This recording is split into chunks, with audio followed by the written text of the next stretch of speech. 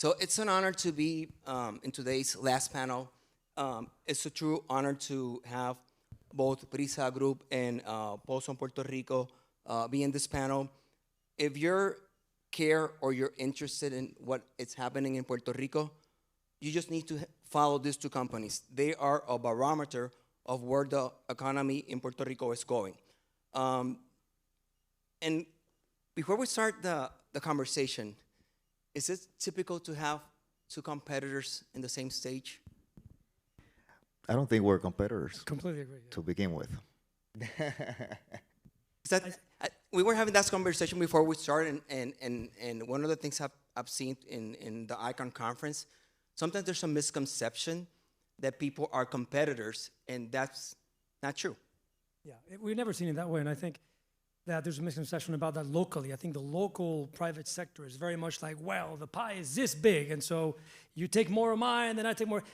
The way we work is our competitor is the world. This is a global market that we're living in, and if we collaborate, this is what we need to do to attract more people to come to Puerto Rico, to live, to stay, to invest, and to all the other things that we're doing. I completely agree. I mean, obviously, everybody knows the Stubbe family is an institutional family for Puerto Rico. They should feel very proud of it. And Paulson, Puerto Rico, when we arrived just 10 years ago, we saw a great deal of opportunities. And there's plenty of space in Puerto Rico for large investment firms, especially in our sector, to work together. And as a matter of fact, when we look at Dorado Beach and we look at Bahia Beach, we look at two very different concepts. And there's people moving to Puerto Rico and Puerto Ricans who love to live in Dorado or who love to live in Bahia Beach. So I think it's been a great complement, both companies. Even though we don't necessarily work together, I think we work together towards the same goal. So my dad and John are having dinner on Friday at John's house with the respective significant others and having a good time. So yeah, that was a secret, but yeah. I'm not supposed to share. So I think before we kick off the conversation, let's start with Rolando. I think for Paulson Puerto Rico, we have a video for the people to get a better understanding of what Paulson Puerto Rico is doing. Absolutely. Have a video, please.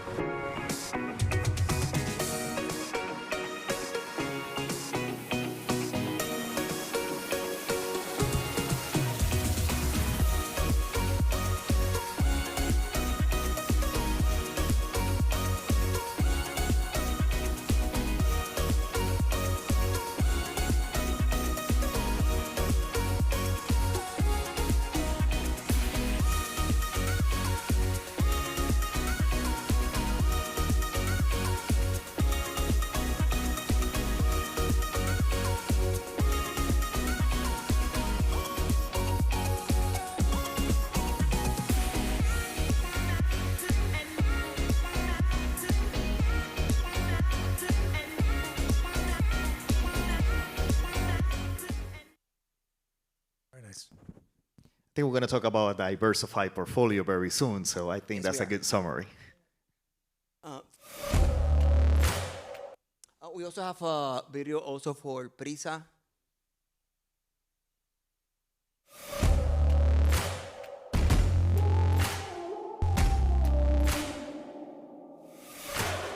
Blood, sweat, and tears are running down our skin. We came to battle, came to fight, yeah, we came to win. Wings up, we're making our ascent to the clouds with the sound like a roaring lion. Feels like our time is now. It feels like we were born to be champions.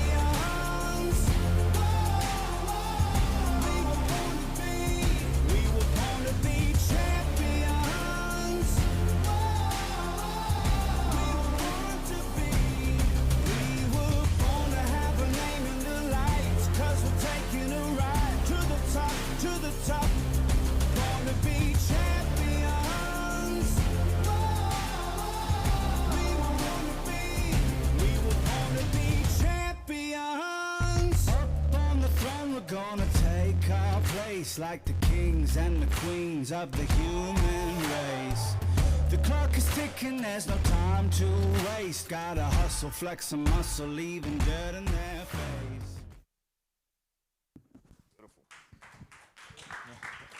We just had a panel a couple of minutes ago with Glenn Greenberg and Alexandra Valentin from JP Morgan. And I think there's a lot of synergies between that panel and this one, meaning that Glenn was explaining his investing for 50 years, and he talks about playing the long game. If you read the news and you pay attention to today's economic indicators, it's easy to get scared. How do you manage that? Well, it's a part of the cycle, right? I mean, we all are used to cycles, especially in real estate. And so Puerto Rico has gone through plenty of challenges the last 10, 12 years, right?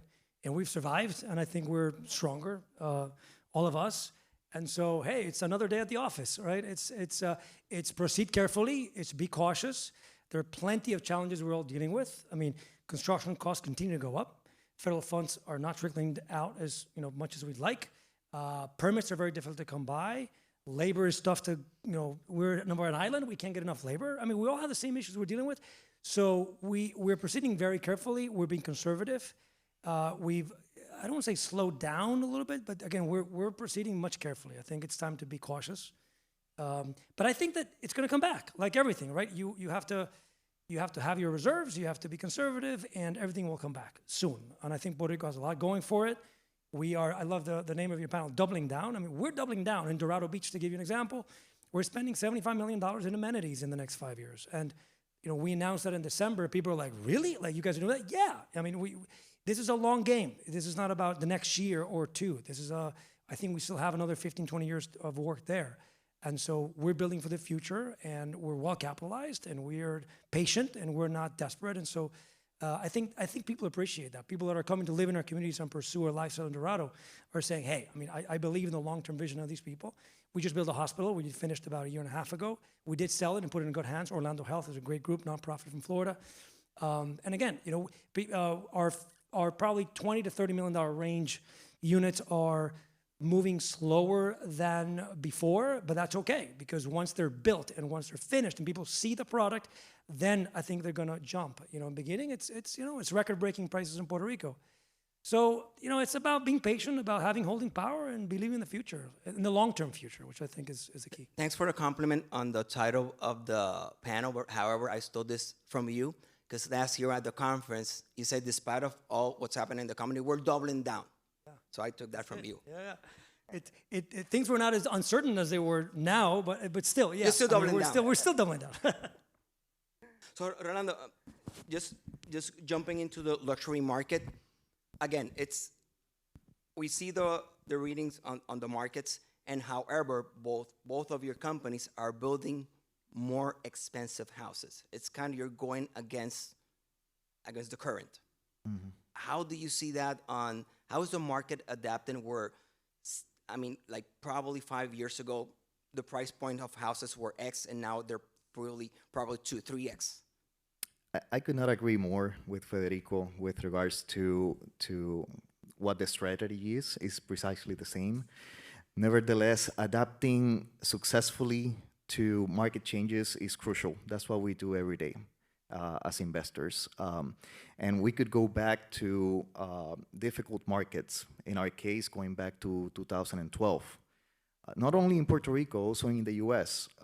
Paulson, just during that period, between Arizona, California, and Hawaii, had over $1.5 billion in transactions in a very tough market. Another $150 million in Florida, $1.25 million between Arizona and Orlando, to give you an example. At the same time, during 2012, we're actually being introduced to the market of Puerto Rico during the merge of banks, during economic crisis, almost bankruptcy. And when we decided to invest in the hotel industry, in the tourism industry, we were precisely looking at that, looking at the long term, how in the long term we can make this investment successful. So adapting to the market is an everyday thing, is the business. With current times, in the past few years, both companies have been investing a lot in the luxury market. Why? Because there's a lot of room to grow. And it's beyond the Act 60 persons moving to Puerto Rico. It goes beyond that. We see the market, we see the potential. There has been very little construction in the luxury segment, both in the homes and the hospitality. And that's what we're aiming at. So it really makes sense. So there's been a significant change on the profile, particularly on the new residents, where maybe 5 years ago, a new luxury home was maybe $5-6 million. Now I'm hearing 40, 35, 40. What have you seen that has given you that being bullish on actually making houses that are significantly more expensive that we saw 5 years ago? In my opinion, is that our Puerto Rico continues to be very attractive for individuals, to strong investors, people looking, to be very honest, to go away from high tax jurisdictions in the US, which kind of becomes the trend. We first used to see a lot of people from the east coast of Puerto Rico, and all of a sudden we're seeing a lot of people from the west coast. So what is happening? Precisely, taxes continue to raise in that area. I think our job, both doing construction and investing in other lines of businesses, is precisely to create that environment to attract more investors to Puerto Rico. And that's where the market is for these homes at these prices. I think in the beginning, there were a lot of young people moving here to save taxes. And then they found out that they love the life here, and they can find their families were very happy. That's very important. The families need to be very happy. And then the word started spreading, and suddenly more and more people found out about us. And then the transactions were there. I mean, we were seeing, it's crazy. Things we were selling for $2.5 million, we're reselling for 11.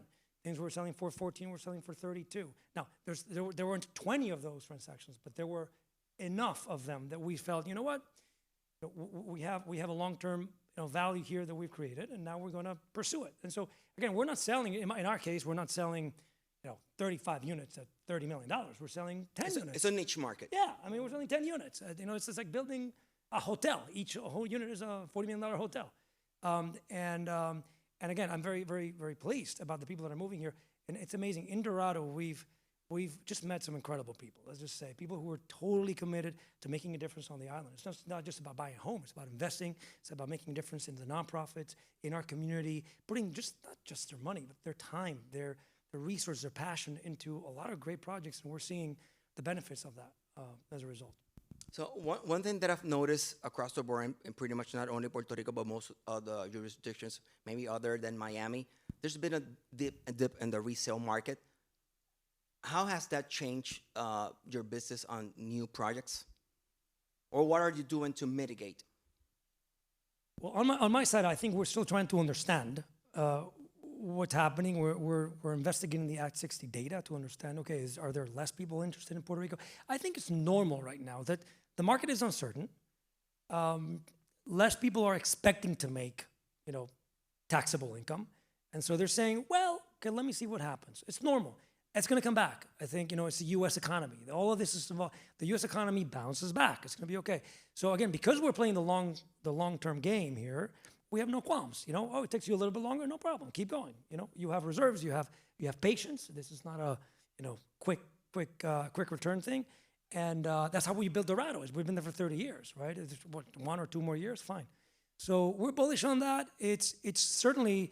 We have seen no slowdown in demand for units between $750,000, which is not Dorado Beach, it's Sabanera, our sister property, all the way to about $8 or $10 million. No demand issues at all. No slowdown, nothing. The only place where we've seen a little bit of a slowdown in interest is between the 10 and the 25, 30 million, and that's okay. I mean, it's not zero, it's moving, it's okay. Again, we're only selling 10 homes in whatever, 7 or 8 years. So, do you think the banking sector is there a void? Is there a disconnect between the properties we're building for the niche market and the amount of financing that we have available? I thought you were not going to bring that question up. I'm sorry. No, it's really, we cannot look away from the problems. Also, it is absolutely necessary to strengthen our banking institutions in Puerto Rico. We used to have many banks, which created, well, not that many, but we had more than what we have now. And banks are crucial for investors, and definitely also for buyers. I mean, I think the cap of financing for a luxury home is quite low in Puerto Rico compared to many jurisdictions. So this is one of those many factors that we have to work both private and public sector to fix in the long term. Let me add, I think we have three amazing banks led by, great leaders, and I've seen they're lending to us, they're lending to others, and we see no holdback in there. I think my question is in the line that the products are getting higher, so I guess this is risk assessment, and just adapting to a new market where more high net worth individuals are moving to Puerto Rico. So I think everybody is adapting to the new market conditions. But they believe in the market because they're lending in Dorado Beach. They're lending to us on kind of like the whole resort on all of the products, including the $35 million product. So they're bullish too. I think they see it too. And the other thing I wanted to discuss, and this is probably like the white elephant in the room, when you're developing, sometimes there's a misconception of how can we harmonize development and conservation. And I'm very aware of both of the resorts, and they're amazing.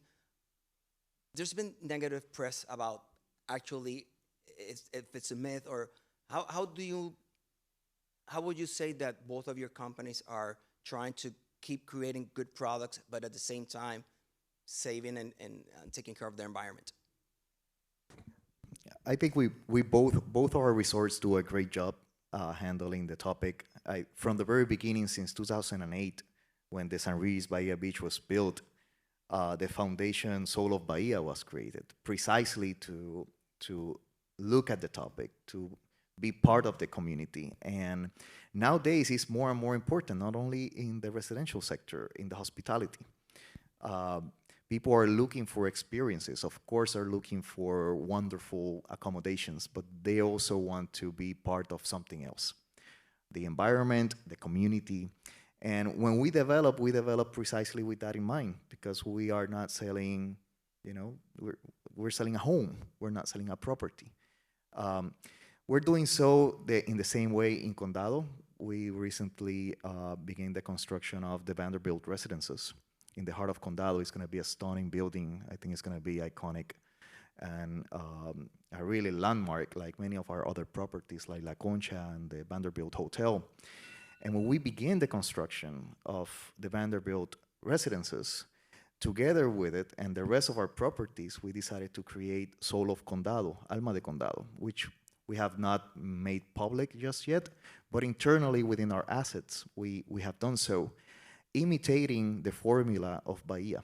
So how our developments, how our hotels and residences are part of the community and they're part of the environment, I think is key. I think is very important both to sell, but also for everybody that visits Puerto Rico. So I think we're developing that in mind, and I think that's amazing. That's the way to go. 50% of all of our land in both Sabanera and in Dorado Beach is conserved as open spaces and green spaces for our community. We've been green developers since my dad started the company. Recently, let's be frank, the left in Puerto Rico, using the environment as pretext, complete pretext, that's all, is arguing that Dorado Beach is impeding access to the beaches, is doing harm to the environment, and all that kind of stuff. I think it has nothing to do with the environment. In fact, we finished a project in Luquillo where it's amazing. The left completely lied about us affecting some wetland that had been, that's not true. We did not affect the wetland. We had negotiated everything with the Department of Natural Resources, U.S. Corps of Engineers. I won't go into much into detail, but bottom line is in Puerto Rico, we had to deal with the left and the attacks. And that's part of being Puerto Rico. It's a small island. The mentalities are different.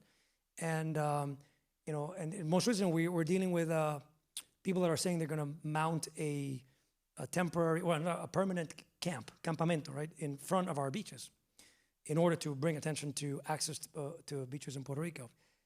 My employees are waiting and ready for these people to show up, to get them the heck out of Dorado very quickly. In fact, the mayor there said they did a press event for 700 people were there in support of him, say there's no issues in Dorado. It's all made up.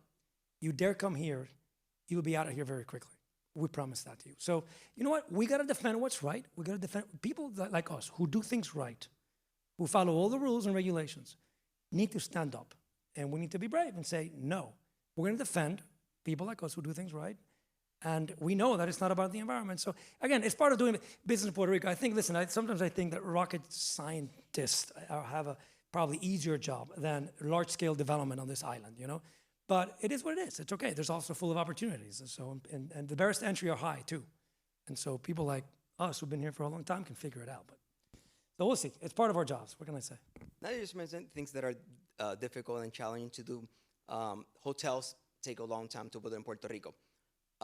But however, like the last 3 or 4 years, the industry has been on fire.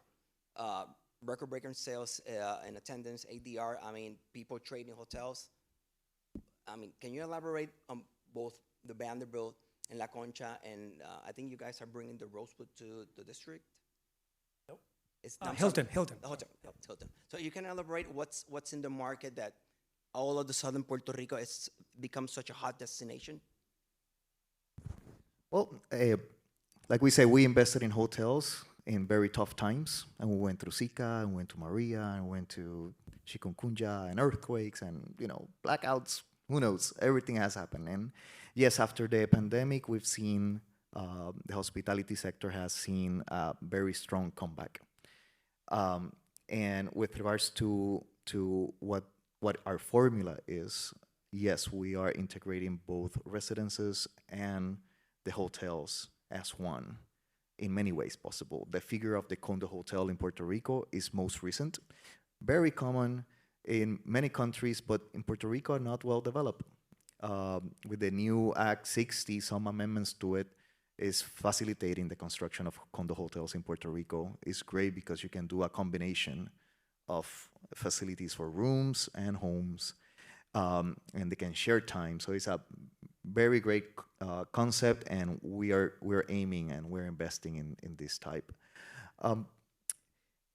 With regards to what we're doing and we have been doing, we're pretty much investing everything that we're making in the island back to the hotels. And we'll soon see next year our La Concha Renaissance Hotel converting into the Autograph with a $45 million investment, together with a brand new restaurant, Steak Bar, which should be inaugurating in a couple of weeks, and mid next year, Michelin star restaurant, which is well needed. So we are fully invested into the hospitality. I think we churn out offers to buy every so many months, and that says a lot, especially when you get really good offers and you're like, no, I'm staying here for the long run. I think these investments that we're doing in the upcoming years is going to create a lot of value, and that's what we see. Tourism is breaking records for our island for the last couple of years. It's amazing. Every time I look at the numbers, I'm like, wow. I mean, I never thought we could get here. 3 things I think have happened. One is after Maria and after COVID, people have learned about Puerto Rico more, about how accessible it is, how easy to get to is. And of course, post-COVID, macro travel trends are that people want to travel for leisure. Everything they didn't travel during COVID. Life is short. Let's just travel, have a good time. Now's the moment. Why leave it for later, what I can do today? So people are traveling more, and they think Puerto Rico is a great destination. Number 2, Discover Puerto Rico, our destination marketing organization, has been able to triple the investment that they make in promoting our island as a destination through this government support. This government has been instrumental in getting the DMO, the funding that we need. I'm at the board of the DMO, to really properly promote Puerto Rico and all the beautiful things we have to offer. And number 3, we have better product, frankly. I mean, like everything that Paulson is doing with Rolando and us and everybody else in our industry, we have entertainment experiences like this here at T-Mobile. We have more luxury product. We have better product. We have renewed product. After Maria, a lot of us put a lot of money into our hotels. And so, of course, Airbnb and short-term rental market has really blown up. So all those things together have combined to break records. And the industry is expecting another record-breaking 2024, believe it or not, with all this uncertainty in the market. I mean, we're all expecting a great, great year, including the airport, which is expecting, I think they're like expecting 12.5 million visitors next year, almost even up to 13. I think they're going to do 12 this year. It's all great news for Puerto Rico, frankly. In the first presentations we showed for Paulson, I saw cars in there.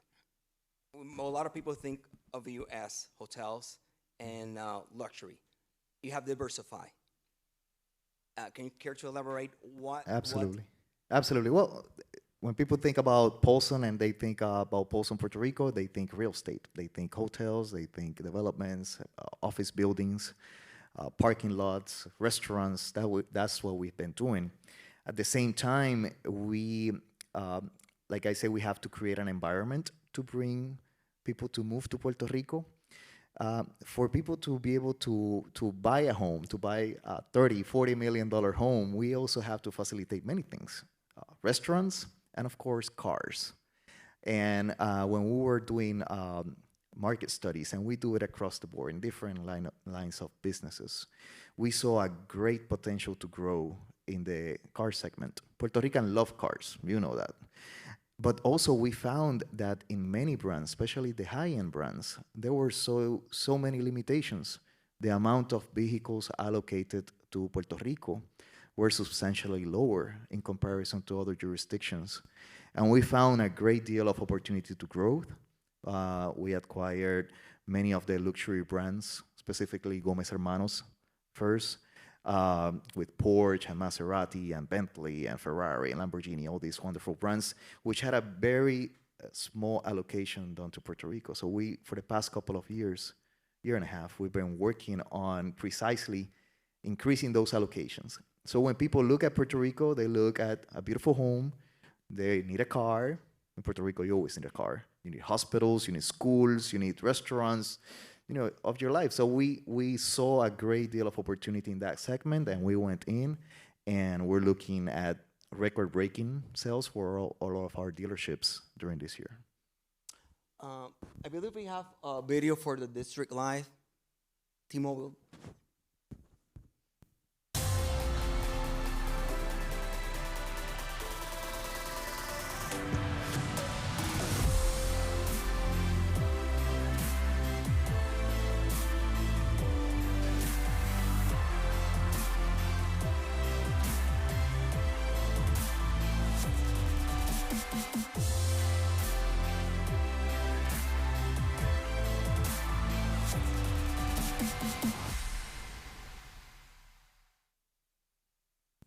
Every time I see the presentation, it's like, wow, are we in Vegas? Your family has been traditionally in the residential. Then you jump to hotels. Why the T-Mobile district? The idea of Distrito T-Mobile was first started because as we developed hotels in the district, we saw the convention center district area as a great opportunity to create an urban resort. So we had the beach resort in Dorado. We wanted an urban resort in San Juan. And you know, people don't come here to stay at a hotel room. They come from the experience. And I thought that the average length of stay was low in San Juan, that the experience of San Juan needed to be improved and worked on. And so we said, let's do entertainment. That's what the convention center needs. That's what the hotels need. And so we did. It was extremely difficult to figure out. And I always tell the story. The local restaurateurs did not believe in my project, okay? They all said, wow, it's gonna be amazing, but you put all the money. And I make it. I make the profit, you make the money. Like, no, I'm not gonna make you the restaurant, you know? So at the end, we needed to get in, we did it ourselves. We developed like 12 F&B concepts in there. Trust me, the least I want to be is in the business of restaurants. It's not our thing. But we needed to do it, and we did it, and it's great.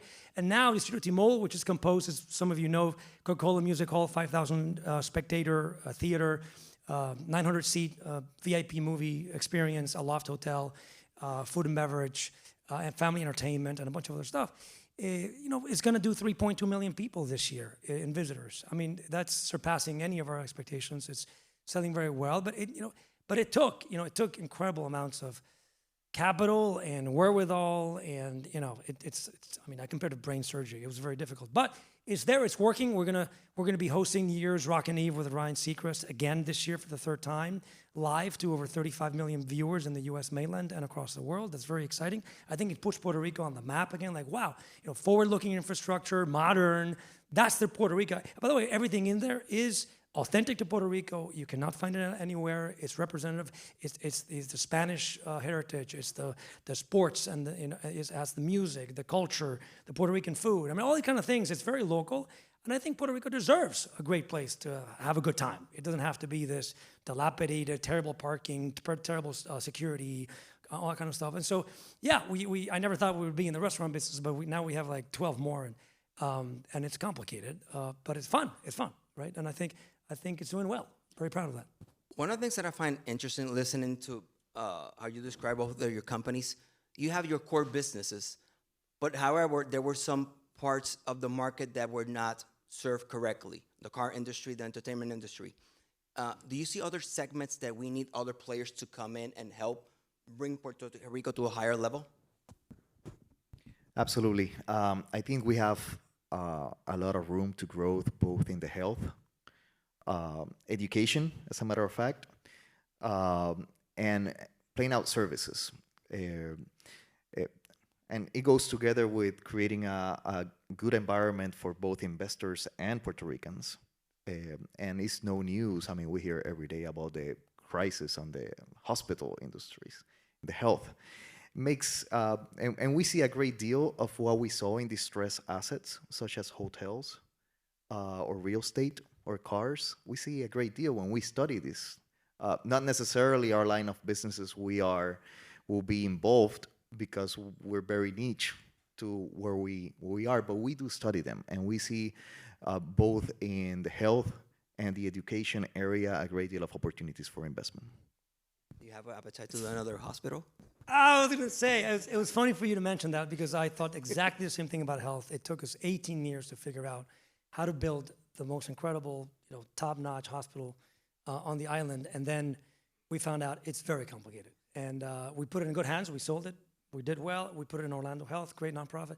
But that is a very tough nut to crack on this island because we're getting 50% of what the U.S. mainland gets in reimbursements, and it's very difficult to make things work with low resources. I do think we need to figure out the energy problem in Puerto Rico. I mean, and I think the private sector needs to be part of that solution. So we're looking at that, how to be part of the solution of energy. I mean, we have the resources. Apparently, we have the resources to figure that out now, right? With post-Maria reconstruction dollars, and so we're trying to figure that out. We think I like the nautical tourism opportunity. I think that continues to be a great opportunity. It's difficult, another tough nut to crack, but it's a great challenge that we enjoy. And yeah, I think hospitality still has so much room to grow, really. I mean, wow, we need to build not just more hotels. By the way, the hotel supply has been stagnant at about 15,000 rooms for the last, 8, 7 years, something like that. Some new have opened, but others have closed. And so you figure out why, with the record-breaking numbers, are we still so stagnant? I think it has to do with a lot of things, and permits, and barriers to entry, and financing, and a bunch of other stuff, right? But I think there's huge rooms to grow there, too. Talking about challenges and opportunities, and I think it's just me being very optimistic. When you visit Miami and you see like, wow, we have a lot of synergies with them. And I think the common denominator, people moving from New York and California to both, like particularly Austin and Miami, there's a lot of synergies that Puerto Rico both have in culture, of course, taxes, climate. It's that utopical that we can insert ourselves into that conversation. We can compete directly with Miami, but can we become like a second hub for some of the companies that are moving, like Citadel and Ken Griffin just are moving their operations. Just Bezel is moving to Miami. There's something in there. Isn't there an opportunity for Puerto Rico to take a piece of that pie? Absolutely. No doubt. We could have been Miami a long time ago. I think we missed a great opportunity. I mean, Puerto Rico could have been the very first aerial hub in the U.S. when American Airlines was going to establish itself. When this concept of a hub was just being created in the aviation industry. And Puerto Rico was going to be the place. As a matter of fact, we have this huge airport, Terminal D and C and B, that were built for American Airlines. And we missed the opportunity. And I think it goes to the problem that we face every day. First, there's no continuity in policies. And when I say policies, I mean governmental policies. There's not an economic strategy that can last more than 4 years. And we need to make plans in the long term, 10, 20, 30-year plan, economic plans, together with economic incentives that make sense towards that plan and push on the direction. I would say for the past couple of decades, we have been changing policies, and it's time for the private sector to be more involved. And when we say more involved, I don't mean creating PACs and pushing for X or Y, Z candidate. I think the reforms have to come from the private sector, from people who actually know how to create jobs and push those policies into government and encourage individuals from the private sector to get involved in politics. I think that will be key to look at the future of the island. Dad and I have worked on for the previous election, we worked on an economic model called the Florida model, and we presented it to all the policymakers about how can Puerto Rico better compete with Florida. Now that we always said we have all these great ideas, right? But in Puerto Rico, my favorite saying here is, con la boca es un mamey. Talk is cheap, right? It's very difficult to execute here. And so we propose, listen, take some of these federal funds and invest them in a sustainable long-term economic model that follows the Florida model, which is very simple. It's 3 things. You bring them as a visitor, then you get them to buy a home, and then you get them to invest on the island, right? That's what they do, and they do it damn well. And they spend a lot of money on that. By the way, they spend $350 million promoting Florida as a destination. We used to spend 25. We're now up to 75. We're getting there, but we need to do more. So I think, and I can side with you, like partly is that government is run in 4-year terms, right? I mean, and we need to be thinking much longer term. We need somebody to say, yeah, we need the 3-year run of the 4 years, but we need to plan for the future, and I think that we can do it. We have so much to offer. We have great infrastructure, great people. We got to fix energy. We got to fix permits. Without that, we can't do that. And we need to get federal funds invested in a sustainable way, so that once they're gone, that we continue to reap the benefits of that investment. Right now, I'm not sure. Listen, we're trying to do a CDBG program. It's only federal fund program that I've been able to do. This thing is like breaking your hair. It's next to impossible. If people like us can't figure it out, we're like, how can anybody else do? We have a great team. We've been here for 30 years doing development. Like, I can't imagine how the rest of the private sector here can really make use of these funds.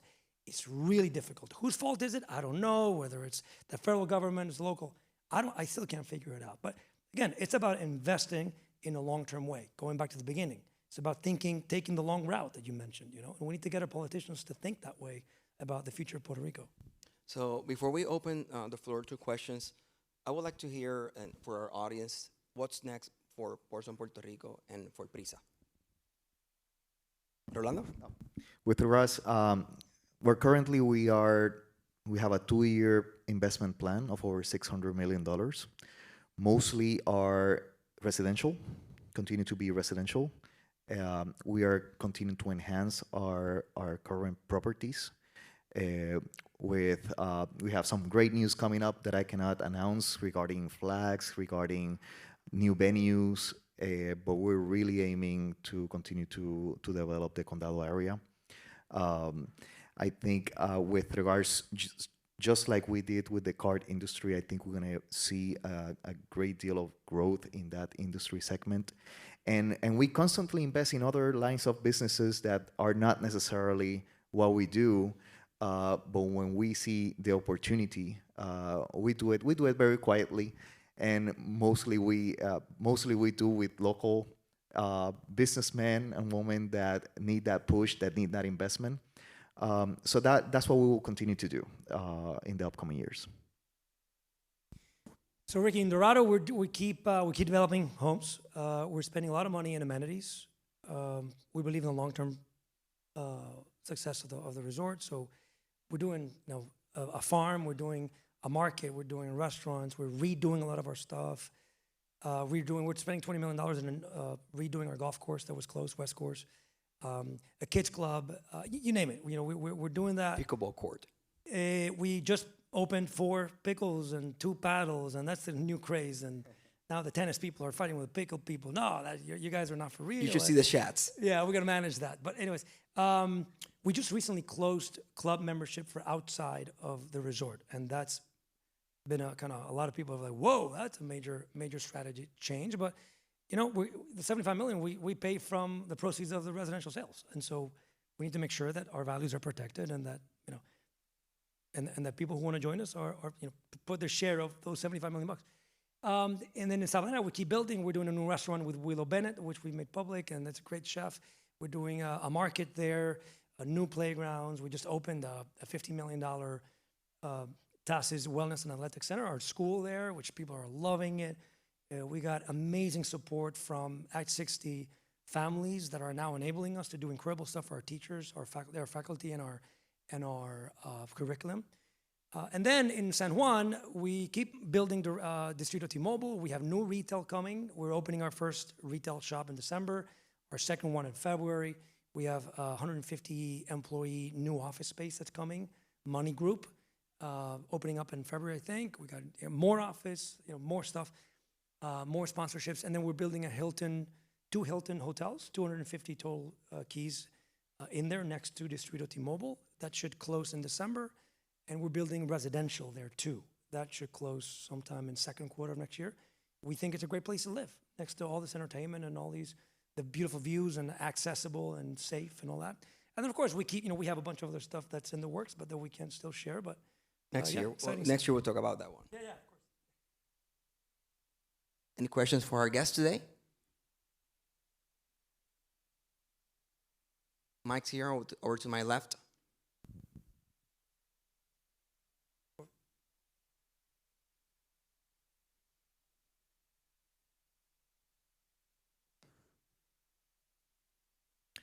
Hey, so I'm going to ask a little bit of a selfish question. I'm a redeveloper, so I flip houses. I also have rental units and whatnot. And I'm in the planning phases of developing a boutique hotel in Dorado. That's where I live.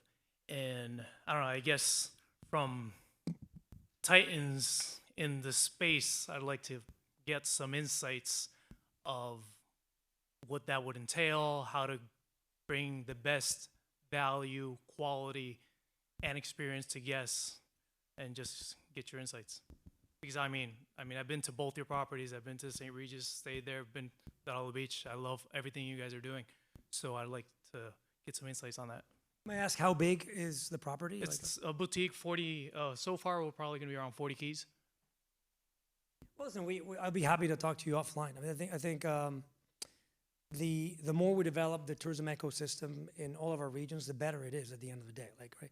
So yeah, it's the government has great incentives for tourism development that you may know about. They have a long list of applications they got to go through, but it is what it is, and you plan and then you execute. And I think construction right now is we build everything that we do. I can't imagine being using a third-party contractor right now. It's very complicated. Their margins are crazy right now. I think general contractors want 25% margins. It's really high. I am seeing more challenges in penciling new projects right now between interest rates and construction cost combined. As high as our ADRs are now in occupancy, it's still difficult to figure that out. So, but I think if you keep it small and contained, it's a measured risk, and we'll do well in the long term. So, but I'll be happy to talk to you offline. That's just my 2 cents. Thanks. I had a similar question when we were discussing the San Juan Public Code, and this owner of a very tiny hotel, 8 Keys, comes, and she's like, I'm about to open this hotel. Now I'm facing, the restrictions of the code. And she asked me whether, if, she was already all in the project. She was not quite just open. And she asked for advice, and I told her, it's all about concept, in my opinion, and how unique your property, you can create your property as unique, and that's what we actually do when at the with 600 keys or 400 keys in one hotel. How unique you become is what will help you be successful. The Vanderbilt Hotel is the Vanderbilt Hotel, and whomever wants to stay in that property will definitely go there and stay, because it's a concept. Same as we are changing flags from Renaissance to autograph. We see the growth. People are looking for that more unique experience. So in the smaller boutique hotels, and we do have smaller hotels, such as Condado Ocean Club, which we rebranded just recently, we learned that creating a attractive, unique concept will be the key to success. And by the way, the Olive people have done a very good job with exactly that, right? It's within this context of the branded and the Vanderbilt and all the others. How do they create something very unique and well positioned in the market? I think they're Another good. great example of that is Don Rafa and Miramar. They're success stories, because I think when you go into a market, into the hotel industry, not everybody can build a huge hotel. So it's important to take advantage of the different niches. And we have two successful Puerto Ricans that have been able to do that amazingly. I actually had I was Thanks. meaning. Thank you. I was meaning to actually. There's been a boom in the boating industry. Have any of the companies looked into that? I think we look at the topic many times. Creating or enhancing or expanding marinas and is a very complicated topic, both regulated by state regulation and federal regulation. And we have some good friends who have been doing very well, or have done very well, have sold. That type, not a business John Paulson is into, to be honest. Yes. And you leave it at that. Okay. We're not Big round competing in of that applause to our segment. audience. Exactly. Any more questions? Yeah, thank you. Am I up now? Yeah, here in the back. In addition to the new amenities, the pickleball courts, you didn't mention the new turf soccer field, and I want to personally thank you for that, since I'm a soccer player.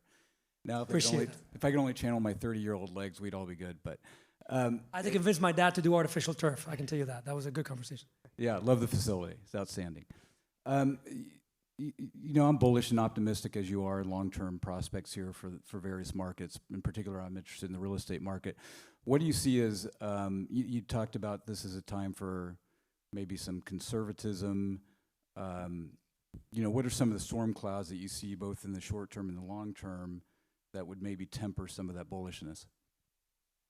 I think it's the same ones you're seeing, all across. When we all read the Wall Street Journal every day, right? Like, okay, what's going to happen? I'm in the board of the advisory board of the New York Fed President John Williams, and they can't figure it out either, right? They're like, whoa, and today is one thing, and the next, and the next.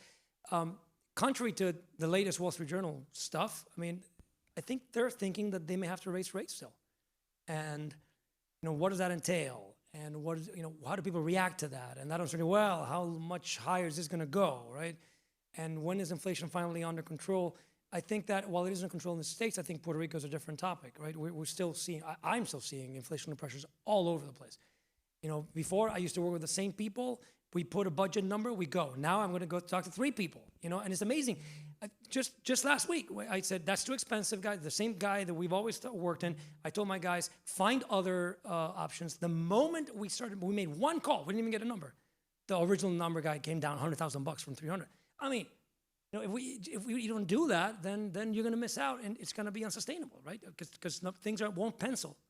So again, I think you all know what's going on. It's just a time to be, careful, and that's it. And it's not negative at all, actually, because otherwise we wouldn't be continuing to double down. But if you look at the long term, it's going to be fine. But right now, like today, like December of 2023, careful. Just cautiously optimistic. In fact, I was talking to industry leaders yesterday morning about the same thing. How do you all feel about it? Cautiously optimistic. Okay, well, fine. It's at least we're cautious, right? We have to be. We're conservative people.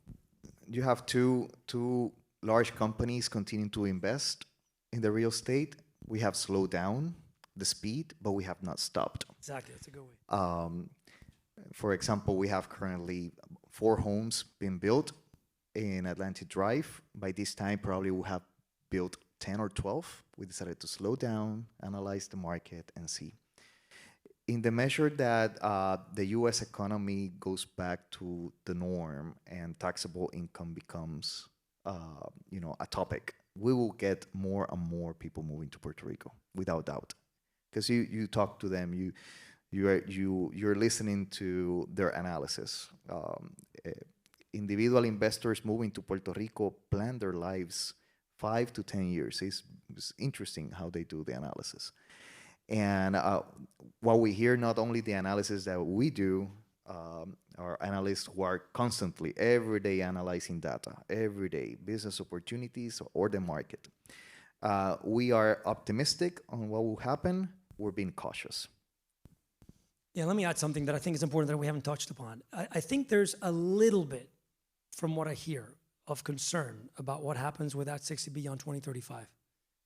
And unfortunately, I think we've, as a private sector and Act 20 society and all together, we haven't done that great of a job in communicating the benefits to the normal Puerto Rican about this law and these incentives.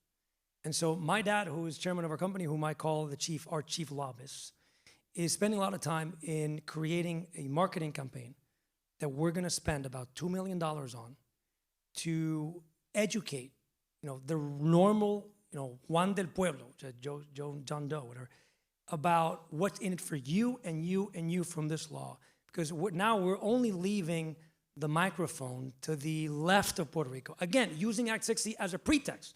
They don't even know what they're talking about. Displacement, the poor.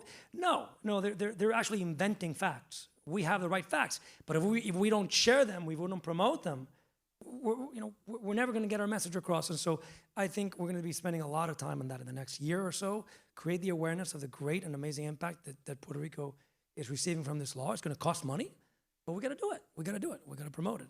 And I think that's going to give a little bit of comfort to some of those few people who are saying, well, I'm spending $30 million, but what happens after 2035, right? So, and it's a fair question to ask of any investor anywhere, right? If any of you want to help us on that, please, I'll be around later.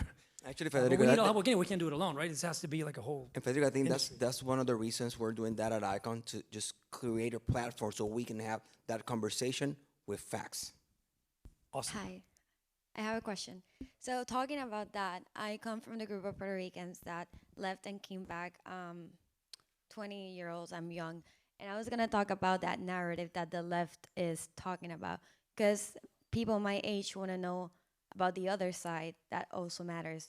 What are some things we can do to change the narrative? I know you're talking about the marketing company, but the Puerto Ricans that are my age that wanna come back, that wanna know about the things that benefits us to come back. Great question. I think I've found it's very complicated to reach a young audience that is so, social media driven now. But I found, thankfully, the right teams and folks that are helping me figure out how to reach these people with kind of homegrown material, regular that Joe Schmo created. We've had huge success with that, and so I think we need to take a more. It can't be just all billboards and newspapers, right? It's got to be like homegrown, like spokespeople, young people, and I think we'll be working on that. So yeah, we got to get the facts out there. Number one, in a way that, as we call rice and beans, right? In a way that all the young people can understand. And tell these stories about success that some of these young people are seeing, because either they came back to Puerto Rico to live because of opportunities provided by this law, and also how it's touching so many people. I mean, I can't tell you, our teachers at our school are the first ones who have to say, look what these people are doing for me and how they're helping my professional development, how they're investing in me, how they're allowing me to have a better lifestyle. And so there are many stories. We just have to find the right mediums to tell it in a cohesive way, not just like a little bit here and there, a little bit there. That's not going to make a difference. It's not going to move the needle. But again, we can talk offline. It's a complicated question. I can tell you from a personal experience, I'm a Puerto Rican born in Jayuya, the center of the island, who moved when I was very little to the US. My parents were in the military. And I lived my entire life, I mean, young foot in the US, military bases all around. And when I decided to move to Puerto Rico, I moved to Puerto Rico because my college education was going to be cheaper. At that point, my family was moving to Germany. It was going to be complicated, and I had family here. Always stays in touch. But after law school and government career, I saw an opportunity in this investment firm. I started as a compliant legal officer to CEO of Bahia Beach to president of Paulson, Puerto Rico. And I think that's a good example of how foreign investment through Act 60 shapes the life of many people. And like me, pretty much my entire team who work with me in government came together to Paulson, Puerto Rico. You know, they're creating a career, an amazing career out of this company. And I am very proud of over 3,200 employees who we really care. And that's one side of the story, of the personal. The other is that truly the Act 60, all the provisions apply to Puerto Rico, to Puerto Ricans who wants to do, export services. It's there. I think we have to push for this to be automatic and leave all the paperwork, because us Puerto Ricans were entitled to those same benefits. So I think we need to streamline incentives for everyone, both to individual investors and to Puerto Ricans, to just make it so much easier and accessible. And back to your question, I think the government needs to be part of the solution of communicating this properly out there. They're not doing a good job. They're being defensive, surely, right? Yeah, that's a great law and it's working. But you need to talk to the facts, on a constant way, and they need to also invest with us in getting that message across. And it's not an easy message to tell, right? Because politically speaking, it's kind of easier to say, well, it's kind of better story about the displacement. Oh, yeah, the poor people. No, I mean, we have the data. We have the data, and that we can share. We need to put it out there. It's minimus, the level of real estate purchases that are going on, and the scheme of everything going on in Puerto Rico. It's amazing. A lot of challenges. All right, do we have a final question over on this side? Well, a question and a comment. Hi, I'm Isabel Ruyan. I'm the co-founder and executive director of Comprometidos. It's a nonprofit organization. We are focused on connecting and addressing human capital, connecting and developing human capital to address Puerto Rico's needs. And one of our programs, it's called El Comeback PR, to answer to your question. We're trying to retain and bring back talent to Puerto Rico, but there's some conversations, and we're launching now a campaign that's gonna be public in the next few months to change the narrative of Puerto Rico, to let people that have left the island when the economic recession started, that things have changed, that we have opportunities here. So we're gonna have comeback stories of people that returned and are enjoying their life. Also, industry leaders talking about how their industries are growing. But there's still a lot of challenges that we are facing right now with the program. Salaries need to be raised, and we have to have an honest conversation that establishing your company in Puerto Rico not necessarily means, oh, now I'm gonna pay less. No, we need to pay more if we want the talent to come back. And for the local companies that are not benefiting from tax incentives because they don't, because of their structure, they can't qualify for them, then how can the government make some kind of public policy to incentivize those companies to be able to pay more? I don't know, some sort of fund where the companies can apply for. We need to figure out. But we are trying to change the narrative. We're trying to get people to come back. We're connecting them with the companies, but the salary is still a big issue. And the other one, which not necessarily your market, but I am talking to other developers, we need more affordable housing for young professionals. It's very hard to try to get them back if the first question they ask is like, where can I live, Okay, that's all, thank you. I could not agree more. We're trying to be part of that solution ourselves, by the way. And so we're looking at how to get there. It's very expensive to build right now. That's the problem. But we have some ideas, and I could not agree with you. That's the people that are going to take us to the next level. It's these young business professionals. If we don't, in fact, Banco Popular is always telling me, what can you do to build more affordable housing? We'll support you. We'll do it. We have to be part of the solution. It's a complicated thing to figure out, but we're working on it. I love what you're doing. Congratulations, by the way. It's the only way we're going to move forward if we bring people back. There's not enough people to do everything we need to do here. So I would love to be part of that solution too. I cannot agree more. I know Comprometidos for many years, and since it was founded, and we've been part of the many things and the great work that the organization is doing. I also agree with the fact that we need to make accessible, I mean, there's so many incredible programs from Small Business Administration to the Department of Commerce, federally funded, and some state programs that are there. There's funding available. They're hard to reach.